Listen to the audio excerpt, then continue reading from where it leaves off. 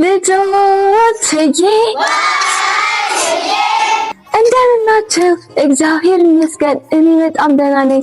ልጆችዬ ከፈጣሪያችን ከእግዚአብሔር ጋር የምንኖርበትን ልዩ ሚስጥር ልንገራችሁ።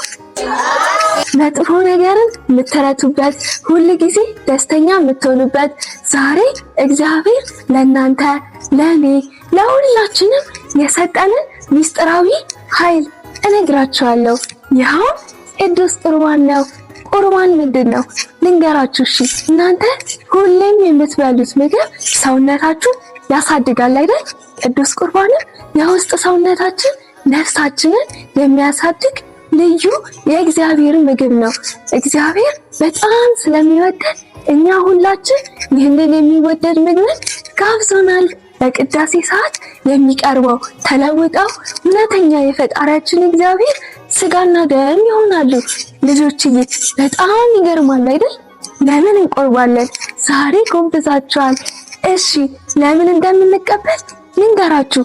ታዲያ እግዚአብሔር አምላካችን በልባችን ውስጥ ሲገባ ምን ይሆናል? አንደኛ የፍቅር ብርሃን እናገኛለን። ሁል ጊዜ ደስተኛ እንድንሆን፣ ለማሚና ለአባቢ ታዛዦች እንድንሆን፣ ከእህትና ከወንድሞቻችን ጋር እንዳንጣላ ይረዳናል። ሁለተኛስ ጠንካራ እንሆናለን። ቁርባን ስንቀበል መጥፎ ልማዶችን፣ ውሸት፣ ቂም፣ ስንፍና የምናሸንፍበት ኃይል ይሰጠናል። ልክ እንደ አባቢ ጠንካራ ጡንቻ ማለት ነው። የማያልቅ ደስታ። ቅዱስ ቁርባን መጨረሻ የሌለው የዘላለም ሕይወት የምንጀምርበት ስጦታችን ነው።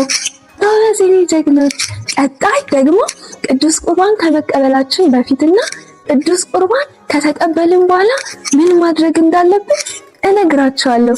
እስክንገናኝ ድረስ ቻው ቻው ልጆችዬ፣ እወዳችኋለሁ። እሺ